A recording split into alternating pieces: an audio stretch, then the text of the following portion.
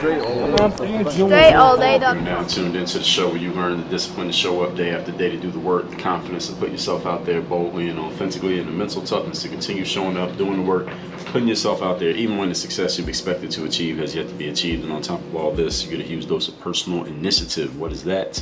That is the go-getter energy that moves any one of us, including yourself, to go and make things happen instead of waiting for things to happen. And then we put all this together into a series of frameworks, approaches, insights, strategies, and techniques underneath the umbrella of one unifying philosophy that is called work on your game. My name is Dre Baldwin, also known as Dre All Day, and welcome to the show. And today's topic is, we're going to go over some good sounding ideas that do not actually work. Because sometimes we got to talk about the things you need to do, the additions that you can make to move yourself forward. And sometimes we got to do addition by subtraction, and we got to get rid of some things that are not going to work and make sure that you are not sending yourself down a rabbit hole that's not going to get you anywhere. So before we get to that, let me tell everyone, I send out a text message for free every morning. I call it the Daily Motivation. To everyone who's in my text community, if you want to receive that message, it's guaranteed to get your day started in a focused, sharp, and on-point way. That's how you're going to be. You want to be that? Text me at my number, 305-384-6894. And tomorrow morning when I send out the Daily Motivation, because you're a member of my text community, you will receive that message. Secondly, Work on Your Game University is the place where you take the next step with me. If you are ready to get serious about your outcomes, you're ready to develop the bulletproof mindset, you want a clear game plan and strategy, you want a system for creating outcomes consistently, and you want to make sure you are being held accountable for your execution. If those sound like what you want right now in your life, I'm not talking about next week, 3 weeks from now, or 10 years from now, but right now, go to workonyourgameuniversity.com and I'll tell you everything you need to do to get started with me inside the university. That's the only way you can work with me directly, is in Work on Your Game University. So with that said, let's talk about what we need to talk about here today. Again, good sounding ideas that don't work. This class is going to relate to the episode that I did on inaccurate formulas. So let me tell you about that one. If you're not familiar with the episode I did on inaccurate formulas, you should be, because that was episode 2163. Inaccurate formulas are basically ideas that people have that sound like they could work, but when further examined, they do not work. And the reason that I point out inaccurate formulas, and the reason I'm going to point out the things I'm going to point out here today, is to save you your most valuable resource, being your time, also your money, attention, energy, and focus, from using them towards things that will not produce the desired outcomes that you want. Okay, so that's what this episode is going to do. We're going to talk about things that people tend to believe, and will even go as far as executing on, that will not get them where they want to be. But people talk about these things like they think that these things actually work. So I want you to listen to this episode with caution. I want you to check yourself along the way for any mistakes that you may be actively making. Again, these are good sounding ideas. These things sound good, but when further examined, when looked at with a critical eye, and that's what I'm going to provide for you today, a critical eye, you'll realize that these things don't work. So if I'll point out something that you are already doing, and I tell you why it doesn't work, first of all, you'll be shocked and surprised that I'm pointing out something that you're doing that doesn't work. But I want you to hear me out as I explain why it doesn't work.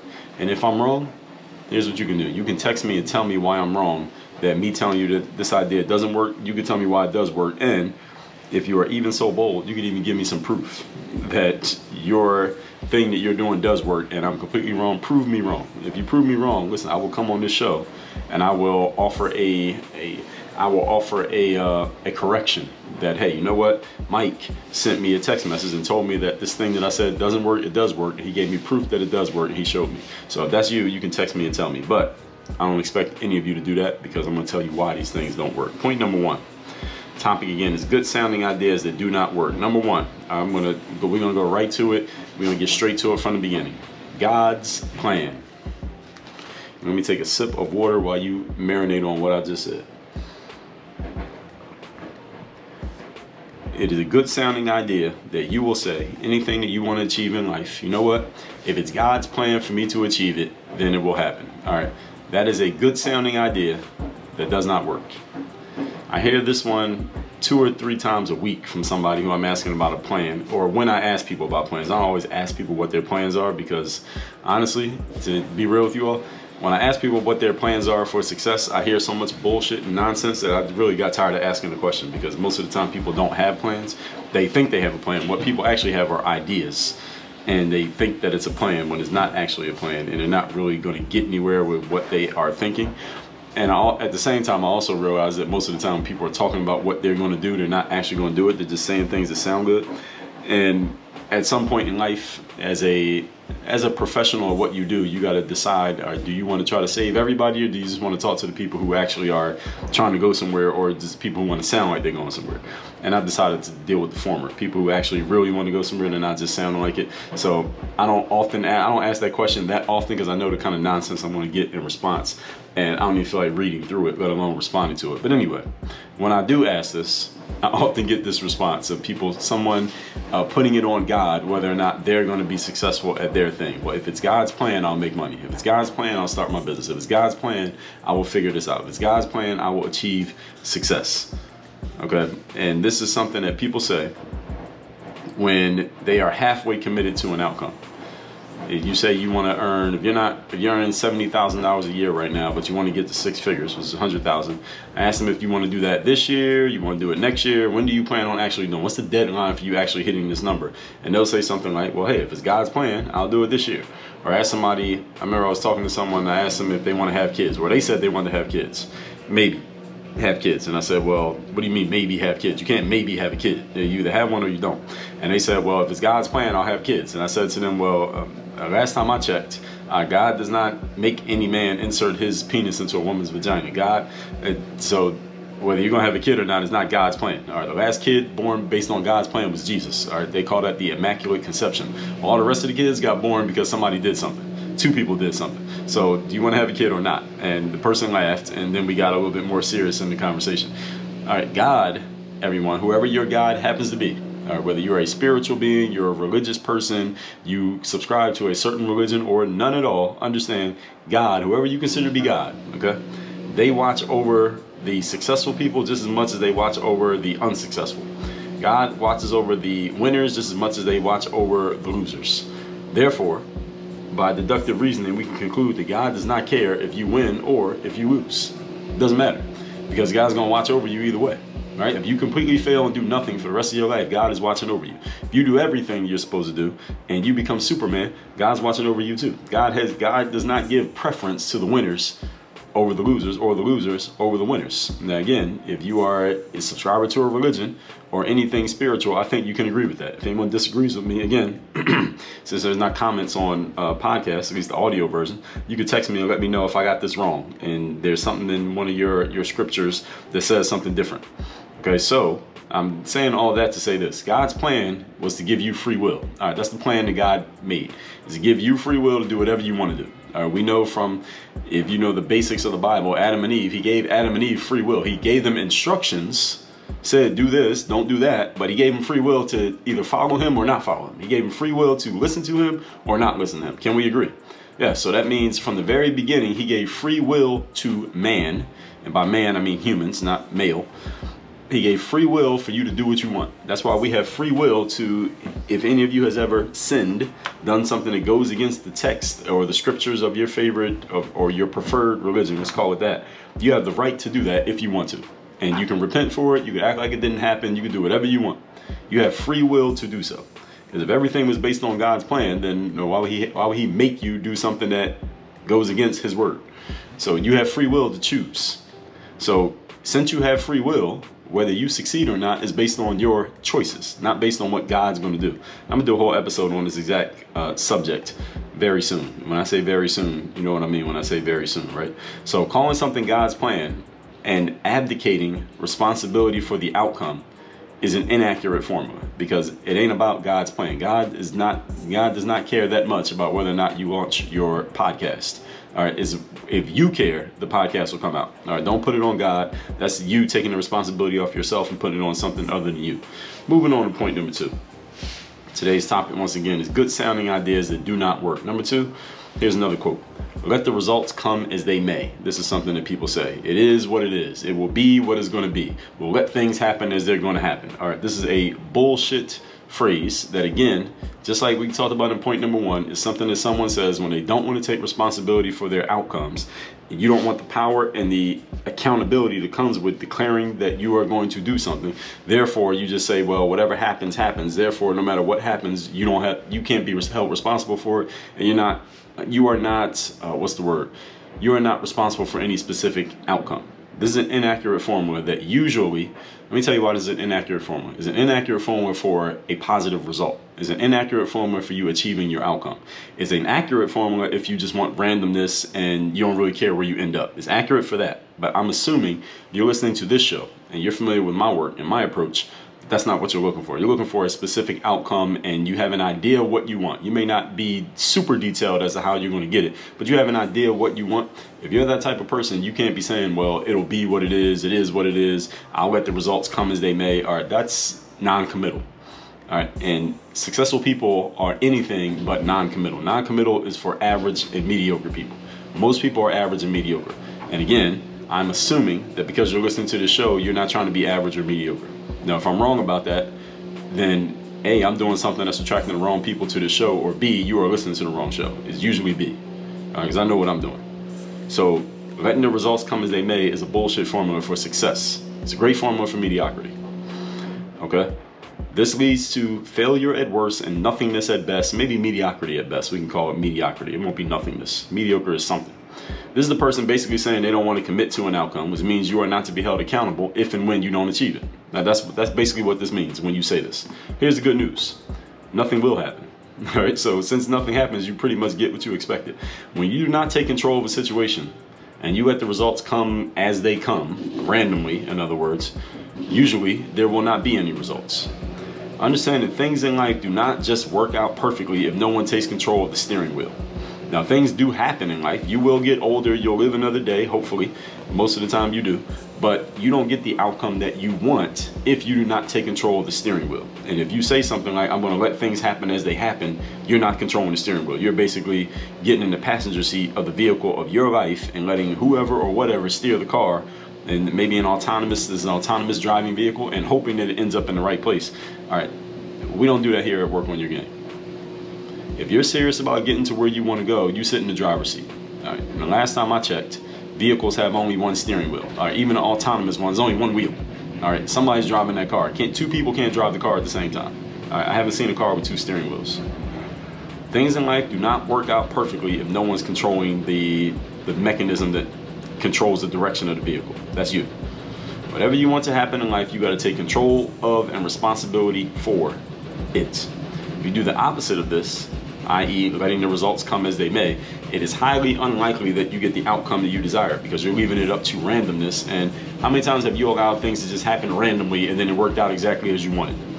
Probably none. Maybe once if you're lucky, and the rest of the time, no. It's like getting struck by lightning. Remember that success happens on purpose, people. If you want to be successful, you have to be on purpose. I talked about this in episode number 864. Success happens only on purpose. What does on purpose mean? It means you have a purpose and you are on the purpose. How can you be on a purpose if you're sitting in the passenger seat of your own car? You can't be on purpose. You got to get in the driver's seat. Success happens only on purpose, not by accident. Letting things happen as they happen is a formula, again, for random outcomes. That's exactly what it says. Very rarely does somebody reach success by randomness. If you know anyone who has, let me know about them. Maybe I'll interview them on the show. Point number 3. Today's topic, once again, is good sounding ideas that simply do not work. Here's another one. There's another quote. They're all quotes today. I have no expectations, therefore I can't be disappointed. Or I have no expectations, so I will not be disappointed. Close quote. All right, if you have ever talked like this, if you have ever used the phrase like this, if you have ever put words in a sentence together in this way that I just laid out, or anything that sounds anything like this, I want you to cease talking like this, extirpate this phrase from your vocabulary, delete it, do not pass go, do not collect $200, don't ever, ever, ever use this phrase ever again in your life. Why? This is loser language. Let me say it again. I have no expectations, so I can't be disappointed is the language of a loser. In the long run of life, you get what you expect. All right, this is the way that it works. In the long run of life, you get what you expect. So if you tell yourself to have zero expectations because you're trying to avoid disappointment, guess what you're also avoiding? You're also avoiding success. So if you avoid disappointment and you avoid success, guess where you end up? In the middle, mediocrity, average, with all the rest of the average people in the world, which is most people. Is that where you want to be? If your answer is yes, let me let you in on something. You're listening to the wrong show and to the wrong person. You're in the wrong place. And I know I did not do something that attracted you here. So you must have just stumbled across here because you took a wrong turn. Somewhere along the way you ended up here. You're in the wrong place. That's not who I'm talking to. That's not who this material is for. Wherever you're consuming, it doesn't matter. Having no expectations to avoid disappointment is loser language. Because first of all, you're focused on the disappointment. You're focused on avoiding disappointment instead of focusing on grabbing for success. So first of all, your focus is misdirected. Secondly, you're trying to avoid disappointment, but you're also avoiding success. Which means you're going to end up in mediocrity. You have no other choice. Because your focus, again, where focus goes, energy flows. And whatever you focus on, you tend to get. So if you're focused on avoiding disappointment, okay, maybe you won't end up at the bottom, but you're going to end up right there in the middle with all the other average people in the world. Is that what you want? This loser language is often accompanied by a lack of results, and you will often be surrounded by other losers who have no results to show, just like you. If you want results in life, you must take responsibility for those results. And when you take responsibility for things, what do you get? What's the package deal that comes with responsibility, folks? You should notice power. Package deal that comes with responsibility is power, and vice versa. You take power, you must have responsibility. You take responsibility, you get power, you commit to things. When you commit, you are responsible. When you're responsible, you have power. When you have power, you can make things happen. When you can make things happen, now you can achieve the outcomes you want in life. This is the way that it works. Winners in life have high expectations. Just because you have high expectations does not mean you're going to win. But if you don't have high expectations, it is impossible for you to win. So having high expectations is part of the required eligibility minimums to be a winner in life. Everybody got it? Because in the long run of life, as I said, you get what you expect. When you have no expectations, you get no results. You may have been conditioned, possibly, by the losers around you in your life to not have expectations so you could avoid disappointment, as the quote, as I already said, goes. This was taught to you. If you have this mindset, you've ever been taught this, or you've ever said this, or you have thought this, and I'm kind of breaking one of your limiting beliefs right now, and I hope to break it with a sledgehammer so you can never put it back together. This was taught to you by a loser who had lost so often in life that they decided to stop playing the game. That's what happened. And listen, that loser who taught you this might have been one of your parents. It might have been one of your siblings, might have been a loved one, might have been your significant other, might have been a friend of yours, might have been a school teacher, might have been somebody who was a mentor or a guide in some way to you at some point in your life. This is loser language, okay? So whoever that person was, whatever else they told you, you need to examine all of that, because if they were talking like this, they probably had some other loser ideas and loser quotes that they also implanted in your mind that you need to get out of there in order for you to plant you got to get the weeds out in order for you to plant the flowers. And let me take a sip of water while you marinate on that point. Because sometimes it's the people who are closest to you, actually all the time, it's the people who are closest to you who plant the ideas that get the most deeply embedded into your subconscious mind, simply because of your affinity for those people. But when you become an adult, you're over the age of, let's say over the age of 21, you gotta start examining the nonsense that you were taught by other people, or just examine the things you were taught by other people and identify what was nonsense and what was useful. And if you don't do that job, you're not taking responsibility. And when you don't take responsibility, you are ineligible to have power. And when you're ineligible to have power, that means you cannot control the outcomes of your own life, and you have no choice but to, at best, be mediocre. Is everybody catching my logic here? Everybody catching the rationale of what I'm explaining? So if you have any of these people around you who have taught you this loser language because they lost so much that they decided to stop playing the game, or maybe they got it from somebody else. Maybe they didn't even know that they got some loser language. They got it from your grandma. They passed it down to your mom. Then your mom passed it on to you. You didn't even realize it. And I'm just using that as an example. Could have been your friend, could have been your teacher, could have been your cousin, could have been your next door neighbor, could be somebody you talk to every day, even to this very day. Could be one of your coworkers, could be the person in the cubicle next to you at work. Whatever it was, you picked up this loser language from somewhere. You got to get rid of it. Because now you're responsible for it. Because now that I'm pointing it out, now you can't act like you didn't know. All right, I don't know, or I didn't know is not a viable excuse. in the world that we live in today. Ignorance is not an excuse. Ignorance simply means not to know things, by the way. That's the definition of ignorance. It means to have a lack of knowledge, a lack of intelligence, a lack of information. Having a lack of knowledge is not a viable excuse in the world that we live in, folks. All right, it's not acceptable for you to be ignorant. So now I'm pointing these things out. You need to do something about it. You're responsible now. I'm putting it in your lap. If you have any of these losers around you, all right, get yourself a one-way ticket to somewhere else and get away from them. All right, their negativity will infect you by what? The law of association, which states what? What does the law of association state, folks? Everybody should know this by now. The law of association says you'll become the average of the people you spend the most time with. I talked about this in episode 1880. It doesn't matter how many people. It could be one person, 2, 3, 4, 5, 7, 30. It doesn't matter. Whatever number of people you spend the most time with, you are infected with their ways of thinking, their ways of being, their energies, their ideas, their habits. You're infected by them. So you need to get around people who are about something and people who are going somewhere. If you've never been awake or aware of this, again, I'm putting it in your face now, so now you can't claim ignorance. Everybody got me? Let's recap today's class, which is good sounding ideas that do not work. I actually say good sounding quotes and beliefs that people have. Maybe I'll say good sounding beliefs, false beliefs that don't work. Maybe that's what I'll title it. This is related to the episode I did on inaccurate formulas, and you got to catch yourself. You ever catch yourself thinking or speaking like this, get rid of these immediately. Number one, calling anything that you want to achieve in life, you're putting it on God and saying, well, if it's God's plan, I'll achieve the outcome. I'm not telling you not to believe in God. I'm not telling you to stop going to church or mosque or synagogue or wherever you go to pray or do whatever you do religiously. I'm not telling you not to do those things. What I'm saying is you do not put your outcomes on God. It is not God's plan for you to lose weight or for you to launch a podcast or for you to finish writing your book or for you to complete a 5K race. God really does not care about that stuff. He gave you free will for you to do whatever you wanted to do. And if you ain't doing anything, don't put it on God that you did nothing. And don't put it on God whether or not you do something. It is on you. That's why God gave you free will. Number two, let the results come as they may. This is an inaccurate formula that usually leads to failure at worst and mediocrity at best.